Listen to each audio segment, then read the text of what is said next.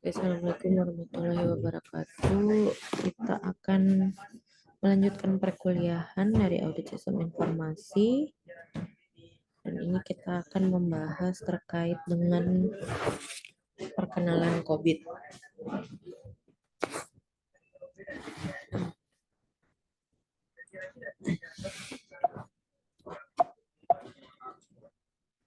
Jadi apa sebenarnya yang dimaksud dengan COVID itu sendiri? COVID ini dirancang sebagai alat penguasaan informasi teknologi yang bisa membantu auditor dalam pemahaman dan juga mengelola resiko.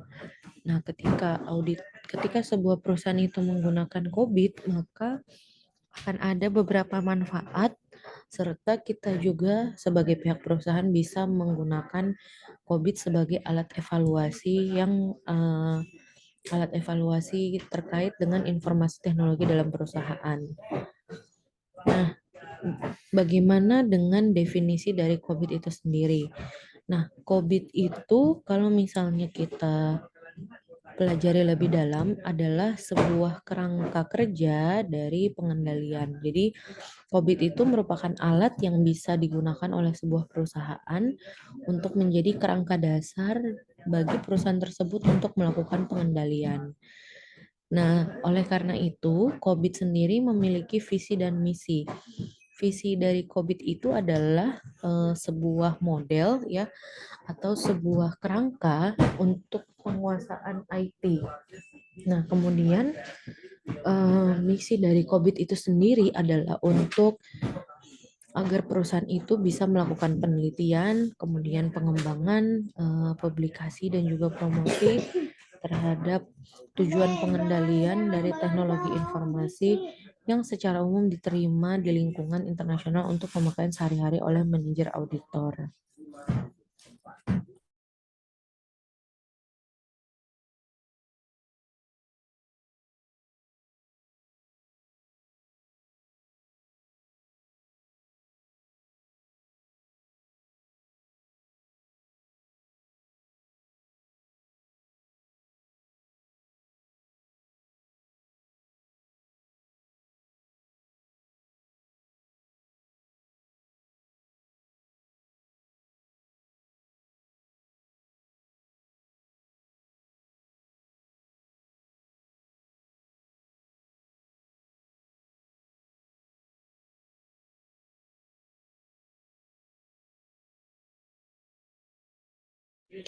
Nah, bagaimana dengan kerangka kerja dari COVID itu sendiri?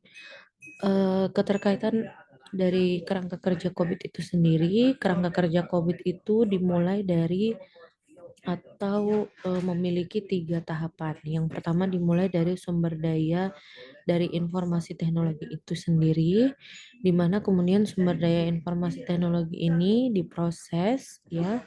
Setelah diproses, maka dia akan menjadi sebuah kebutuhan bagi persyaratan bisnis. Nah,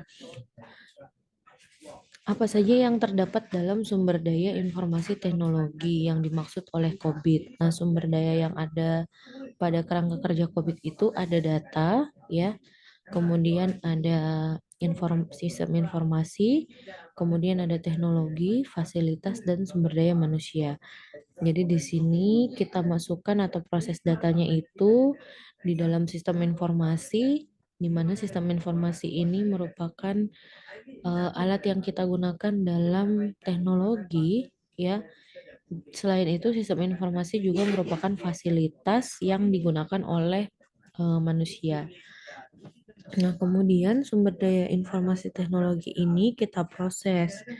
Kegiatan-kegiatan yang terdapat dalam pemrosesan informasi teknologi itu ada perencanaan dan juga pengelolaan. Kemudian ada kegiatan pengadaan dan juga implementasi. Lalu ada kegiatan pengantaran dan juga dukungan. Juga ada kegiatan pengawasan dan evaluasi. Nah, kegiatan perencanaan dan pengaturan ini atau pengelolaan ya merupakan kegiatan paling awal yang dilakukan dalam kegiatan pemrosesan COVID. kerangka kerja COVID. Nah, kemudian setelah sumber daya informasi teknologi itu diproses, maka dia akan menjadi persyaratan atau kebutuhan bagi sebuah bisnis yang kemudian akhirnya ketika dikelola dengan baik atau diproses dengan baik, kita bisa mencapai keefektifan, ya, keefisienan, kemudian rahasia juga terjaga, adanya integritas, terus ketersediaan data, data juga terpenuhi, dan juga ada keandalan informasi yang kita dapatkan. Nah, persyaratan dari bisnis inilah yang merupakan harapan dari para pemangku kepentingan dari informasi teknologi. Jadi para pemangku kepentingan itu berharap bahwa mereka bisa mendapatkan informasi yang efektif, efisien, rahasia, integritas, dan juga informasi yang didapatkan itu ada, kemudian informasi yang didapatkan itu sesuai dan juga reliabilitasnya terjaga. Nah, kalau misalnya pemrosesan informasi teknologi itu yang dimaksud adalah bagaimana informasi teknologi itu dikelola untuk bereaksi terhadap sebuah kebutuhan atau untuk yang dibutuhkan oleh sebuah perusahaan. Nah, kemudian kalau sumber daya IT itu kita harus memastikan, ya, atau perusahaan harus memastikan bahwa memang sumber daya informasi teknologi itu tersedia dengan baik. Nah, jadi di sini teman-teman bisa lihat kerangka kerja dari COVID itu, ya, ada perencanaan dan juga pengelolaan, di mana perencanaan dan pengelolaan ini, ya, topiknya itu adalah tentang strategi dan taktik, kemudian perencanaan visi, lalu ada organisasi dan infrastruktur. Nah, sehingga ketika kita berbicara perencanaan dan pengorganisasian di sini, pertanyaannya itu adalah apakah informasi teknologi dan strategi bisnis itu sudah ditetapkan. Kemudian, apakah perusahaan sudah menggunakan secara maksimum sumber dayanya? Lalu, apakah semua orang di dalam organisasi itu sudah memahami sasaran dari informasi teknologi? Dan juga apakah risiko informasi teknologi sudah dipahami dan diatur? Lalu, apakah mutu sistem informasi teknologi sudah sesuai dengan kebutuhan bisnis? Nah, sementara kalau kita berbicara tentang pengadaan dan implementasi, di sini teman-teman bisa lihat topiknya itu adalah solusi dari informasi teknologi, dan juga yang kedua adalah perubahan dan pemeliharaan. Sehingga pertanyaannya di sini adalah apakah proyek baru dapat memberikan solusi terhadap kebutuhan bisnis? Lalu yang kedua adalah apakah proyek baru dapat selesai tepat waktu dan sesuai anggaran? Lalu yang ketiga adalah apakah sistem kerja yang baru dapat diterapkan dengan baik? Dan yang keempat adalah apakah perubahan yang dibuat tidak merepotkan kegiatan bisnis yang berjalan? Nah, kemudian di sini teman-teman bisa baca ada tentang penyampaian dan juga dukungan di sini, kemudian ada pengawasan dan juga evaluasi. Nah, kalian bisa memperhatikan di sini bahwa di pengawasan dan evaluasi itu topiknya adalah penilaian overtime, ya, pengendalian dan juga pengendalian manajemen kesalahan dan juga pengukuran pekerjaan. Jadi di sini teman-teman bisa melihat bahwa kerangka kerja dari COVID itu mempunyai pertanyaan-pertanyaan apa saja yang diajukan untuk memastikan bahwa pengendalian itu berjalan dengan baik. Nah, kerangka kerja COVID itu menggunakan model air terjun atau waterfall model. Dimulai dari pemrosesan informasi teknologi, ya. Jadi dimulai dengan pengendalian yang dilakukan pada pemrosesan informasi teknologi, yang mana pengendalian ini mencakup tentang business requirement atau kebutuhan dari bisnis, persyaratan, kemudian data, informasi, dan lain-lain yang dimungkinkan, ya, untuk membuat pernyataan pengendalian yang harus mempertimbangkan praktik-praktik pengendalian. Nah, di sini kalian bisa lihat sesuai dengan kerangka kerja COVID tadi ya, bahwa ada sumber daya informasi teknologi di mana sumber daya informasi teknologi itu diproses, yang mana di kegiatan pemrosesannya itu ada perencanaan dan organisasi, lalu ada pengimplementasian, lalu ada dukungan dan juga ada pengawasan dan evaluasi. Nah, untuk masing-masing kegiatan dan juga masing-masing kerangka kerja ini sudah terdapat indikator-indikator apa saja yang harus dicapai dalam setiap proses. Misalnya, di sini kalian bisa lihat pada aktivitas plan and organize itu yang harus dilakukan adalah mampu menggambarkan rencana teknologi informasi yang strategis. Terus kalau yang di acquire and implement itu, yang pertama kalian bisa lihat mampu mengidentifikasi solusi otomatis dan seterusnya. Ini bisa kalian baca satu persatu. Nah, ini kalau misalnya pengawasan dan juga evaluasi, kegiatannya kalian bisa lihat di sini adalah pengawasan proses, kemudian penilaian kecukupan dari pengendalian internal. Lalu yang ketiga itu mendapatkan penjaminan independen, dan juga yang terakhir itu menyediakan penyediaan untuk audit independen. Nah, masing-masing dari proses teknologi informasi ini juga memiliki tujuan pengendalian, yang mana hal ini akan membantu kerangka kerja COVID untuk menyediakan keterkaitan yang jelas antara kebutuhan tata kelola teknologi informasi, proses teknologi informasi, dan juga tujuan pengendalian. Nah, sehingga COVID ini mampu mendukung tata kelola teknologi informasi yang mampu membuat bisnis menjadi lebih baik, bisa memaksimalkan manfaat, dan juga penggunaan sumber daya teknologi informasi yang bertanggung jawab. Nah, proses-proses yang terdapat dalam kerangka kerja COVID ini akan mendukung pemenuhan fokus dari area yang berbeda-beda dalam tata kelola teknologi informasi. Nah, sehingga untuk pemenuhan hal tersebut itu akan dikelompokkan menjadi dua jenis, yaitu dukungan primer dan juga dukungan sekunder. Nah, ini kalian bisa baca di sini, ini untuk apa namanya, penyamaan strategis ya. Nah, ini untuk datanya kalian bisa melihat dari yang ini tadi, ada PO1, PO2 dan seterusnya ya. Nah, ini jadi kalau misalnya perusahaan itu mau berhasil atau sukses dalam mengimplementasikan tata kelola IT ya, atau tata kelola teknologi informasi, maka harus diketahui dulu apa saja yang dibutuhkan oleh manajerial perusahaan ya. Nah, ini kalian bisa lihat ada case ya, ada kasus. Nah, artikel ini menjelaskan aspek dari manajemen kontrol objektif di South Louisiana Community College ya, menggunakan COVID edisi ketiga, di mana investigator mengawasi implementasi dari COVID delivery and support yang berhubungan dengan keamanan jaringan. Nah, tujuan dari investigator ini untuk menjawab beberapa pertanyaan. Yang pertama, apa isu manajemen yang muncul yang mempengaruhi penerapan dari setiap COVID? Lalu di sini apakah pihak eksekutif, pihak fakultas, keperluan dari setiap fungsi manajer, dan bagaimana keperluan ini dalam penerapan?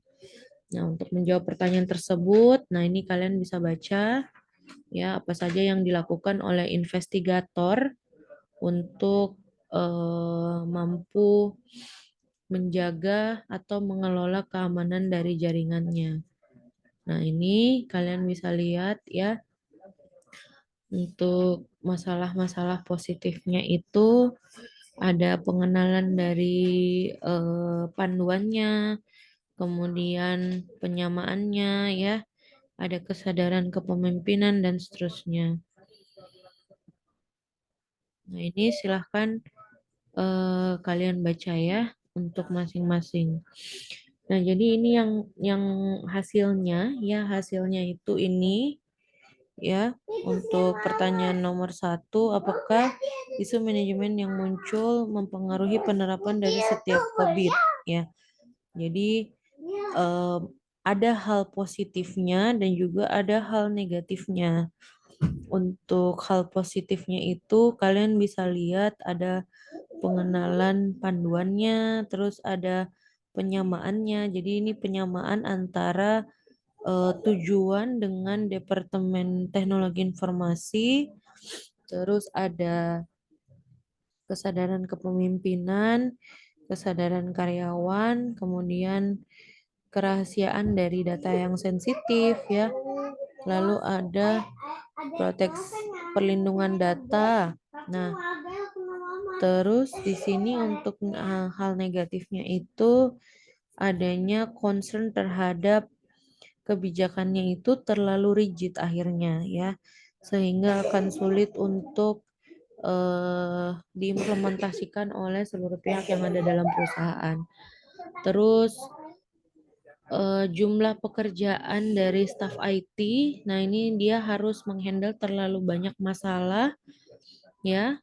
Kemudian ada kepatuhannya itu dengan aturan dan juga hukum yang berlaku. Kemudian di sini juga ada beratnya agenda kabinet perusahaan. Lalu di sini ada waktu kepemimpinan dan lain-lain. Nah, kemudian untuk pertanyaan nomor 2 itu terkait dengan apakah pihak eksekutif dan pemimpin SLCC menyetujui setiap COVID DS5 CSF ya. Jadi DS5 CSF ini diterapkan atau digunakan dalam sistem COVID ini ya. Jadi dia adalah sebuah metode yang digunakan. Nah, di sini komitmennya yang dilakukan oleh perusahaan itu ada, atau yang dilakukan oleh SLCC itu adalah mempromosikan dukungan dari eksekutif, lalu di sini menjamin adanya kepatuhan ya, menghadiri pelatihan dan lain-lain. Ini bisa kalian baca. Lalu di sini untuk pertanyaan nomor 3 itu apakah pihak fakultas dan staf SLCC, jadi SLCC ini adalah kampus ya, dia adalah apa namanya, komunitas kampus South Louisiana ya. Jadi nomor 3 pertanyaannya adalah apakah pihak fakultas dan staf SLCC itu patuh pada setiap COVID-5 CSF? Nah, jawabannya adalah bagaimana strategi untuk memastikan kepatuhan. Caranya yang pertama adalah menginklusikan di setiap unit proses perencanaannya. Sakit. Lari aja terus. Di bawah sana. Terus ada kreasi kebijakan, kemudian ada prosedur dan lain-lain. Nah, kalau masalah kepatuhan di sini tidak ada pengendalian ya. Terus ketidakcukupan pertanggungjawaban, lalu kurangnya konsistensi ya, sama kurangnya komunikasi. Lalu untuk pertanyaan nomor 4, itu apa saja keperluan dari setiap fungsi manajer di SLCC. Nah, setiap kebutuhannya ini kalian bisa lihat ya, ada aksesibilitas, lalu yang kedua akuntabilitas ya, ketersediaan dari teknologi informasi, lalu di sini ada komunikasi, kemudian ada kepatuhan, kerahasiaan, pengendalian, dan ini kalian bisa baca ya, bisa lihat di sini. Lalu pertanyaan nomor 5 itu terkait dengan keperluan-keperluan ini dalam penerapan DS5. Nah, keperluan-keperluannya itu kalian bisa lihat di sini yang dibutuhkan adalah ketersediaan dari teknologi informasi itu ada 6 kali, lalu ada pemenuhannya itu 2 kali, terdapatnya biaya 4 kali, employee moral, dan lain-lain. Nah, ini kalian bisa baca di sini. Ini adalah materi dari pengenalan COVID. Nanti akan saya tunjukkan dari apa itu COVID DS5 ya. Jadi COVID DS5 itu adalah sebentar kita lihat ya.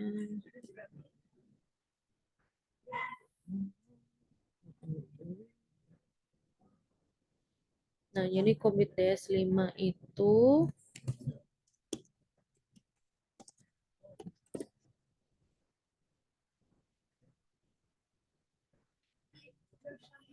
nah ini ya, teman-teman bisa lihat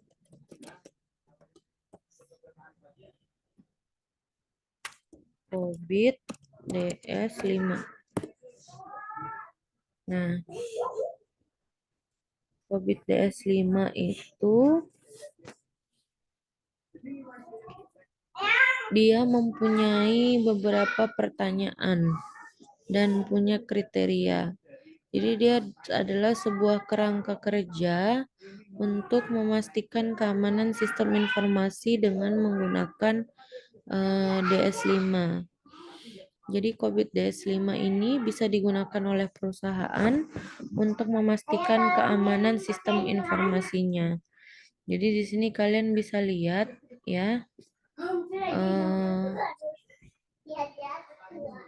COVID DS5 itu